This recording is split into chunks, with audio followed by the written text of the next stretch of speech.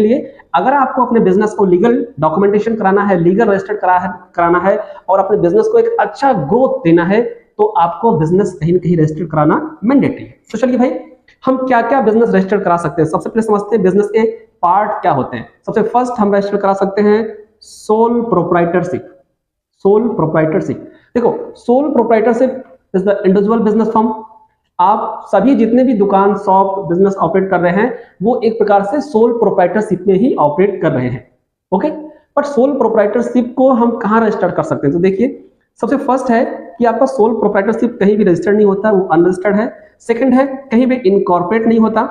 Next है run by individual, आपको हमें वो अकेले ही रन करना है, अकेले ही ऑपरेट करना है, ठीक ना। तो अगर हम बात करें भाई हमें अगर प्रोप्राइटरशिप फर्म रजिस्टर्ड करानी है तो रजिस्ट्रेशन के लिए हम कहाँ जा सकते हैं?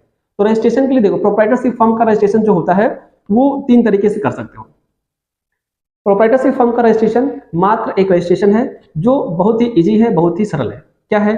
आप शॉप रजिस्ट्रेशन करवा सकते हो, आप जीएसटी रजिस्ट्रेशन करवा सकते हो, आप एमएसएमई रजिस्ट्रेशन करा सकते हो। ये 3 रजिस्ट्रेशन आपके फर्म को रजिस्टर कर देगा। और अगर आपको जरूरत है ट्रेडमार्क की तो ट्रेडमार्क भी आप करवा सकते हैं। ठीक, प्रोप्राइटरशिप बिजनेस में एक ही आदमी ओनर होता है और एक ही आदमी की लायबिलिटी होती है, एक ही पर्सन की एसेट होता है।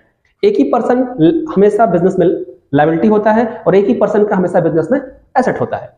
तो पूरी जो बिजनेस की सर्किल होती है वो एक ही पर्सन के इर्द गिर्द घूमती रहती है। इसे बोलते हैं सोल प्रोप्राइटरशिप फर्म।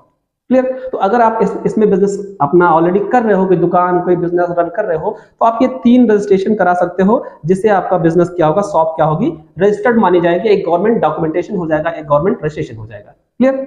इसको रजिस्ट्रेशन कराने के बाद आप अपने बिजनेस का एक करंट अकाउंट ऑपरेट करेंगे, एक करंट अकाउंट ऑपरेट करेंगे जिससे आपके बिजनेस का सारा ट्रांजैक्शन किसमें होगा? करंट अकाउंट में होगा। क्लियर? चलिए, नेक्स्ट हमारा बिजनेस का ऑप्शन आता है पार्टनरशिप फर्म। हम सभी जानते हैं पार्टनरशिप फर्म के बारे में। पार्टनरशिप मतलब कि पार्टनर क्या है भाई? मिनिमम 2 पर्सन होने चाहिए पार्टनरशिप फर्म के लिए।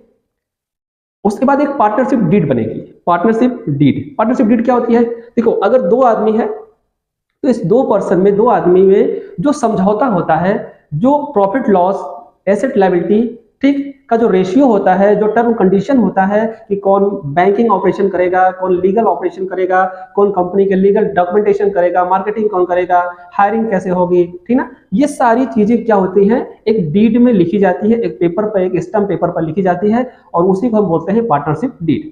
तो पार्टनरशिप डीड आपको बनानी पड़ेगी।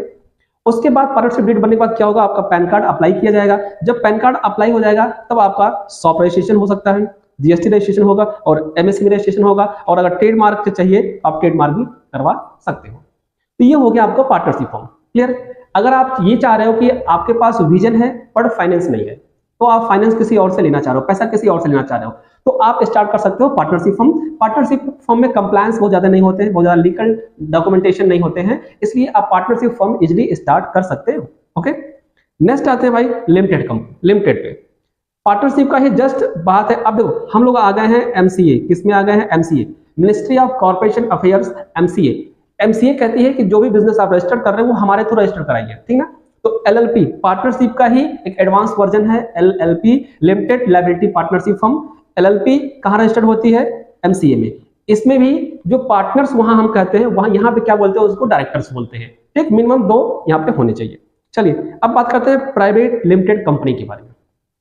प्राइवेट लिमिटेड कंपनी के बारे में। क्लियर? प्राइवेट लिमिटेड कंपनी आप तब ओपन करिए, तब रजिस्टर करिए जब आपका बिजनेस थोड़ा ग्रो कर गया है। नहीं तो प्राइवेट लिमिटेड कंपनी में बहुत सारे कंप्लायंस होते हैं, बहुत सारी फीसेज होती है, बहुत सारे लेट फीस, पेनल्टी, बहुत सारा बर्डन होता है, डॉक्यूमेंटेशन होता है। तो मेरा ओपिनियन ये रहेगा, सजेशन ये रहेगा कि अगर आपका बिजनेस अच्छा खासा रन कर रहा है, अच्छा खासा आप ग्रोथ कर रहे हैं, अब आपको मल्टीपल चीजें करनी है, तो आप कंपनी रजिस्टर कराइए प्राइवेट लिमिटेड कंपनी। क्लियर? ये बात हो गई। तो प्राइवेट लिमिटेड कंपनी कितने करा सकते हो आप? एक होता है ओपीसी 1% कंपनी, एक होता है पब्लिक कंपनी, एक होता है प्राइवेट लिमिटेड कंपनी, और आपका प्राइवेट लिमिटेड कंपनी हो गई है। क्लियर? तो इतनी चीजें, ये आपका कंपनी बिजनेस का फॉर्म है।